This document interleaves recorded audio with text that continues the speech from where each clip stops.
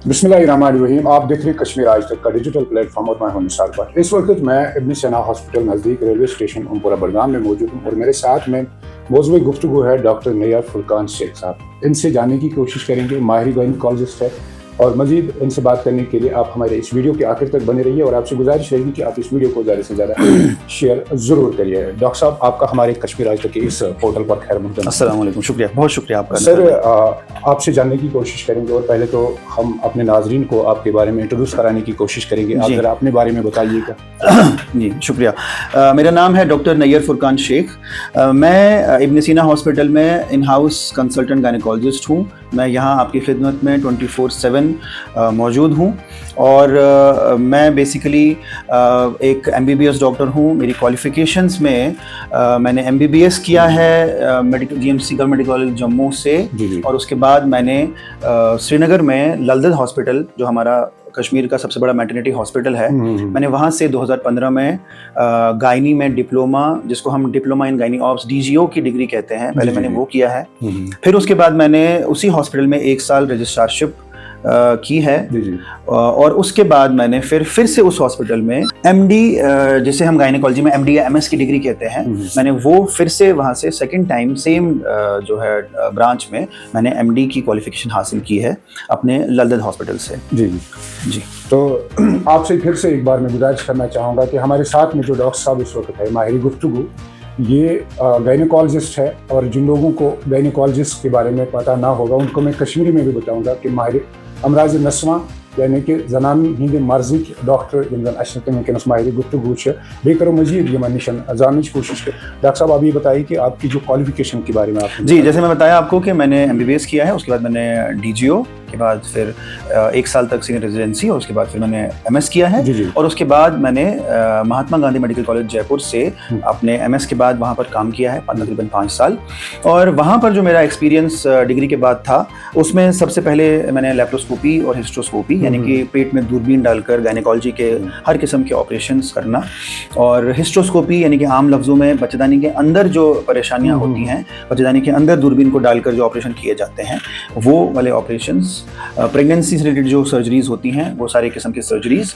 और उसके बाद उसमें एक और एडिशन ये थी कि हमने वहाँ पर रोबोटिक सर्जरीज की हैं, जो लेप्रोस्कोपी का एक बहुत ही मॉडर्न तरीका है, जिसमें डॉक्टर अपने हाथों में इंस्ट्रूमेंट्स ना लेकर एक रोबोट को चलाता है, और वो रोबोट पेशेंट के पेट के अंदर उन आलात को चलाते हैं जिनसे हम सर्जरी करते हैं।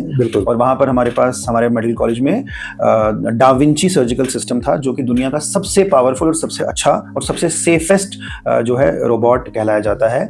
उस कंपनी का नाम है इंट्यूटिव सर्जिकल्स कैलिफोर्निया, और वो रोबोट हमने, मुझे जो है उसमें ये महारत हासिल है। 1.5 साल तक मैंने उसमें जो है, यहाँ वो छोड़कर कश्मीर आने से पहले तक मैंने वहाँ पर वो काम किया है। इसके अलावा मैंने IVF, आम जबान में जो टेस्ट ट्यूब बेबी होता है, इनफर्टिलिटी, तो रिप्रोडक्टिव मेडिसिन एंड सर्जरी का मेरे पास 1 साल का IVF का फेलोशिप है। और मैंने फीटल मेडिसिन में भी 2 महीने का हैंड्स ऑन ट्रेनिंग किया है। फीटल मेडिसिन आम जबान में मैं आपको समझाने की कोशिश करूँ तो प्रेग्नेंट फीमेल्स के जो अल्ट्रासाउंड्स होते हैं, जहाँ पर एक औरत प्रेग्नेंट होती है, हामिला होती है, और उसमें बहुत सारे अल्ट्रासाउंड जो कर हम बच्चे की सेहत को देखते हैं, फीटस जो माँ के अंदर होता है हमल, उसमें मैंने ट्रेनिंग हासिल की है। जी। और डॉक्टर साहब, आपने सुना कि डॉक्टर साहब की कितनी क्वालिफिकेशन है और अपनी महारत के बारे में, एक्सपीरियंस के बारे में हमें बता रहे थे, और साथ ही आपको ये भी बता दिए डॉक्टर साहब, हमारा बडगाम इलाका जो है फॉल्स फ्लड इलाका है, और कई माएँ बहनों को पता नहीं है कि आप इब्न सीना हॉस्पिटल में और आप इन 24/7 यहाँ पर अवेलेबल रहते हैं। और आप नाजरीन को ये भी बताना चाहेंगे कि क्या कुछ प्रिकॉशंस लेनी चाहिए, कुछ हमारी माएँ बहनें हैं जो सर्विसेज हम यहाँ देते हैं ड्यूरिंग प्रेगनेंसी, तो उस हवाले से थोड़ा बहुत हमारी नाजरीन को बताइएगा कि सेल्फ मेडिकेशन कितना कुछ असरअंदाज रहता है उस बच्चे के ऊपर जो माँ के कोख में पलने वाला बच्चा होता है। जैसा कि आपने बताया, मैं आपके चैनल के थ्रू सब लोगों तक ये इन्फॉर्मेशन पहुंचाना चाहता हूँ कि मैं इब्न सीना हॉस्पिटल में 24/7 अवेलेबल हूँ। कोई इमरजेंसी हो या आप दिन में कंसल्टेंट गायनेकोलॉजिस्ट की सर्च में यहाँ आते हैं, तो मैं यहाँ आपको मॉर्निंग 9 AM से शाम 5 या 4 या 5 बजे तक अवेलेबल हूँ। जैसा पेशेंट लोड होता है वैसे हम यहाँ अवेलेबल रहते हैं, और अगर कभी पेशेंट इमरजेंसी में और टाइम्स पर भी आता है तो भी मैं यहाँ पर अवेलेबल रहता हूँ। और जैसे ही मौसम थोड़ा ठीक होगा, थोड़ा हमारी सर्दी कम होगी कश्मीर में, तो हम अर्ली मॉर्निंग जो है और लेट इवनिंग्स तक ओपीडीज करेंगे। इसके इसके अलावा जो है आपने पूछा सेल्फ मेडिकेशन के बारे में, आप मुझसे जानना चाहते हैं, उस पर मेरा जो है टेक वो यही है, जो आपको ऑलमोस्ट हर डॉक्टर दुनिया का ये आपसे बता सकता है आपको, कि एक नॉन प्रेग्नेंट फीमेल या मेल के लिए भी या बच्चे के लिए भी दवाई को खुद इस्तेमाल करना बिना किसी तबीब के, बिना किसी डॉक्टर, बिना किसी प्रिस्क्रिप्शन के सेफ नहीं होता है। क्योंकि आप अगर एक डॉक्टर नहीं हैं तो शायद आप नहीं समझ पाएंगे कि आपके जिस्म पर, आपकी सेहत पर इसके क्या असरात होंगे। प्रेग्नेंट फीमेल के लिए ये और एक एहतियात की चीज हो जाती है, क्योंकि अब वो एक हमल कैरी कर रही है और जो भी दवा वो खुद लेगी उसके असर डेफिनेटली उस हमल पर हो सकते हैं। मैंने अपनी प्रैक्टिस में ये देखा है कि बहुत सारी फीमेल्स फार्मेसी पे जाती हैं, प्रेगनेंसी में उनको वीकनेस फील होता है, प्रेगनेंसी में, अर्ली प्रेगनेंसी में थकान और अनएक्सप्लेन्ड फैटीग के सिम्टम्स होते हैं। और जब वो फार्मासिस्ट के पास जाते हैं और उनको खुद मालूम नहीं होता अभी वो प्रेग्नेंट हैं, या फार्मासिस्ट एक डॉक्टर नहीं है, शायद वो नहीं पूछते हैं कि क्या आप प्रेग्नेंट हैं, वो डाइक्लोफिनेक की दवाई उनको दे सकते हैं वो ब्रोफिन उनको प्रिस्क्राइब कर सकते हैं, पायरोक्सिकैम जैसी एनसेड्स प्रिस्क्राइब कर सकते हैं, दे सकते हैं ओवर द काउंटर। हमारे कश्मीरी नहीं, पूरे इंडिया में ओवर द काउंटर मेडिसिन, हर तरह के मेडिसिन अवेलेबल हैं। हमारा बहुत स्ट्रिक्ट प्रिस्क्रिप्शन का रूल तो है नहीं हमारे सिस्टम में।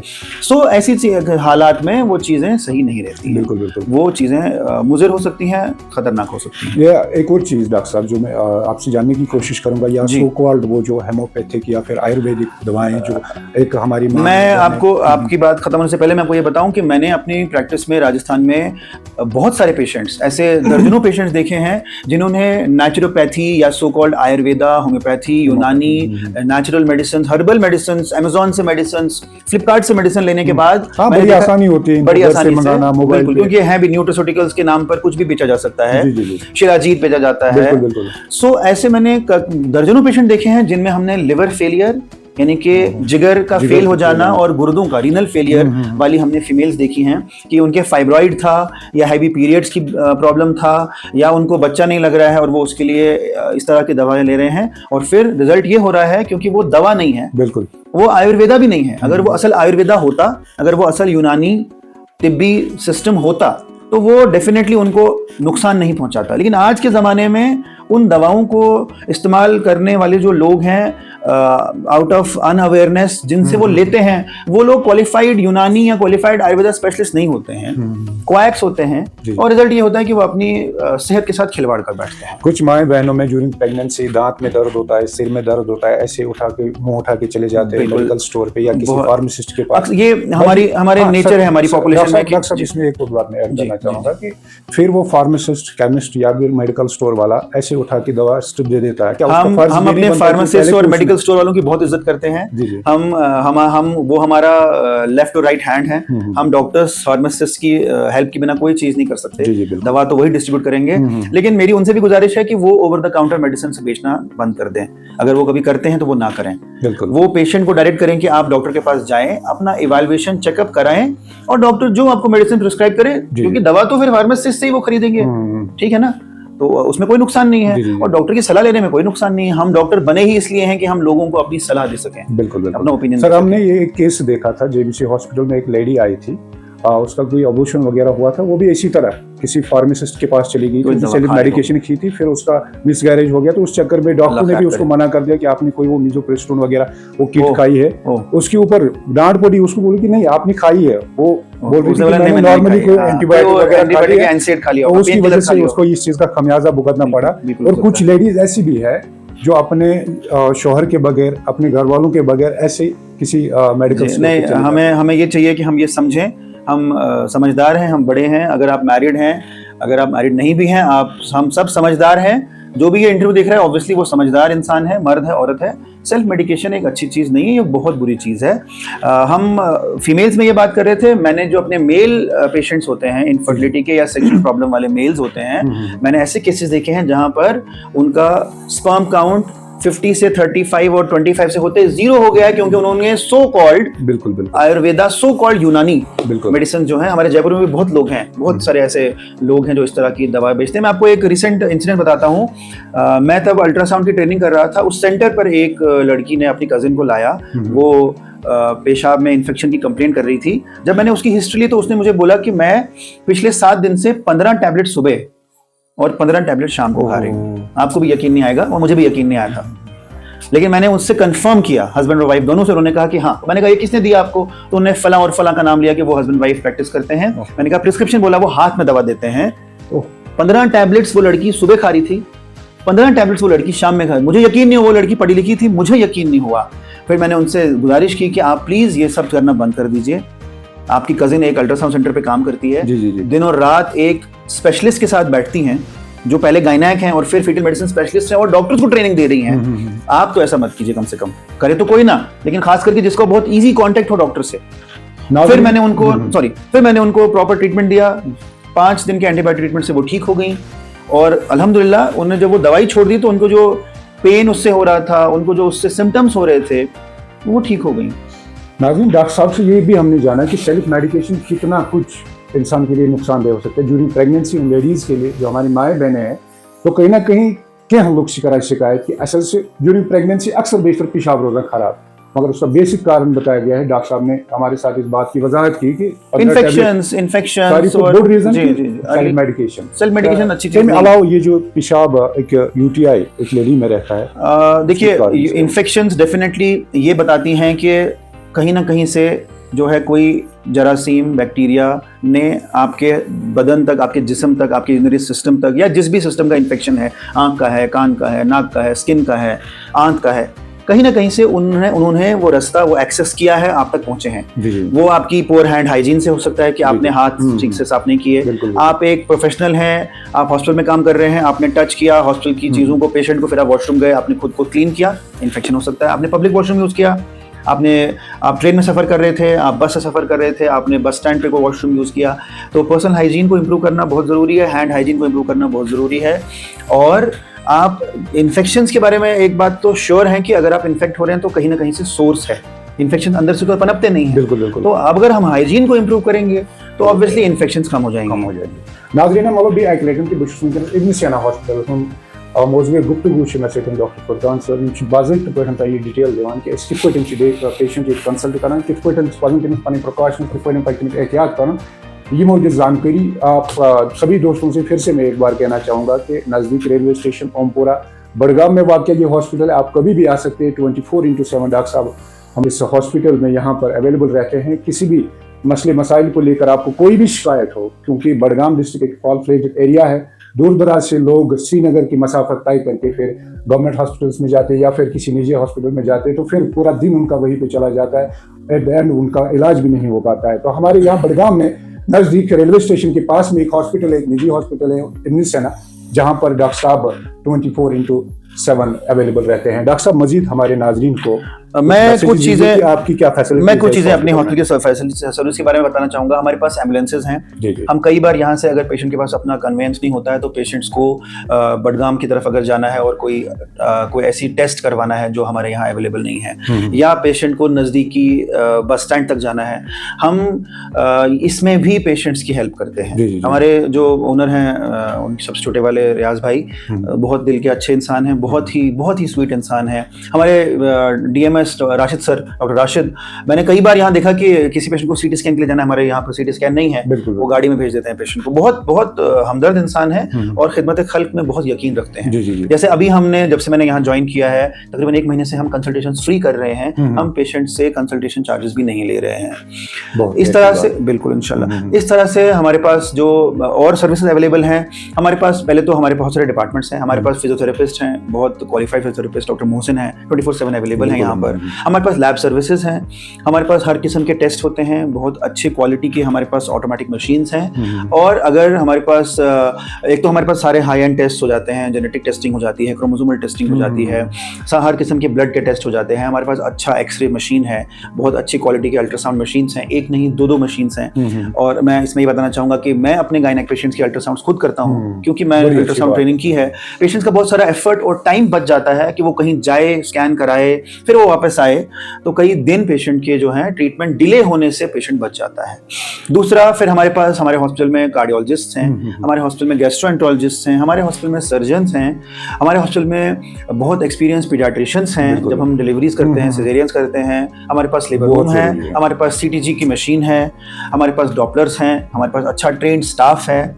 हम अपने स्टाफ को डेली बेसिस पर एंटीनेटल यानी कि प्रेग्नेंट पेशेंट, हामिला औरतों की केयर कैसे की जाए, उनको क्या समझाया जाए न्यूट्रिशन में, खाने में, वो कैसे हेल्दी बनाएं अपनी प्रेगनेंसी को, कैसे खुशगवार बनाएं प्रेगनेंसी को, वो सारी चीज़ें हम अपने बच्चों को, नर्सिंग स्टाफ को कोशिश करते हैं समझाने की, और वो करते हैं। हमारा नर्सिंग स्टाफ हमारी एक स्ट्रेंथ है। हमारे पास इब्न सीना कॉलेज ऑफ नर्सिंग है, जो अकेला कॉलेज है पूरे कश्मीर का जहाँ पर MSc नर्सिंग भी अवेलेबल है।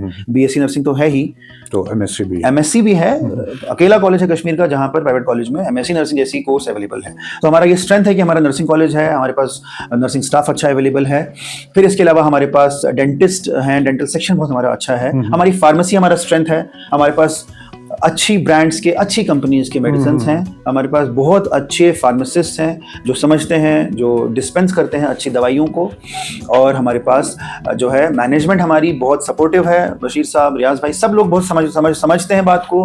हम जो चाहते हैं वो पेशेंट्स के लिए वो करते हैं, और उससे पेशेंट्स सेटिस्फाई रहते हैं और हम भी सेटिस्फाई रहते हैं। डॉक्टर साहब, आपका बहुत बहुत शुक्रिया इतनी सारी जानकारी देने के लिए और हॉस्पिटल के बारे में इतनी सारी फैसिलिटीज़ हमारे नाजरीन को बताने के लिए। आपका बहुत बहुत और मुझे लग रहा है कि दिल मजीद चाहता था आपके साथ बात गुफ्तगू करें, लेकिन वक्त की कमी है। फिलहाल आपसे इजाज़त लेने की कोशिश करेंगे और नाजरीन को बताना चाहेंगे कि ये एक वाहिद एक इदारा है जहाँ पर इतनी सारी फैसिलिटीज़ अवेलेबल है। आप जब चाहे मर्जी, आपके जितने भी पेशेंट्स हैं, जहाँ भी रहते हैं, आप कहीं भी रहते हो, तो बड़गाम इलाके में खासकर ये अपना आपका इलाका है, तो यहाँ पर आपको इस चीज़ की कोई घबराहट लेने की ज़रूरत नहीं है। डॉक्टर साहब ने डिटेल में सब कुछ आपको बता दिया।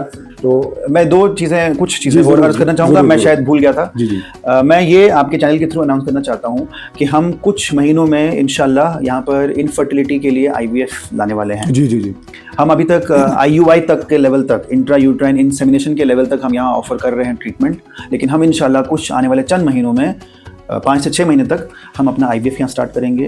मैं आपको ये बताना भूल गया, हमारी सर्विसेज में हमारे पास 3 लैप्रोस्कोपिक OTs हैं। हमारे पास टोटल 5 OTs हैं और 3 उसमें से हमारे पास लैप्रोस्कोपी के सेटअप्स हैं, दूरबीन वाले ऑपरेशन के सेटअप्स हैं। और मजीद उसमें जो है मैनेजमेंट एक और लैप्रोस्कोपी सेटअप जो है और एडवांस्ड, बहुत रिसेंट, मॉडर्न, जो कि मेरे हिसाब से पूरे कश्मीर में कहीं नहीं है आज अभी तक, वो लैप्रोस्कोपी सेटअप भी आएगा, जिससे मरीजों को बहुत फायदा होगा। बहुत ही बढ़िया, बहुत ही अच्छी जानकारी दी डॉक्टर साहब ने। कहा कि यहाँ पर जो है IVF भी होने वाला है। खासकर उन कपल्स के लिए ये बड़ी खुशखबरी है कि जिला बड़गाम में IVF होने वाला है। फिलहाल के तौर पर आपसे गुजारिश रहेगी कि आप इस वीडियो को ज़्यादा से ज़्यादा शेयर करें और देखते रहिए कश्मीर आते। Thank you.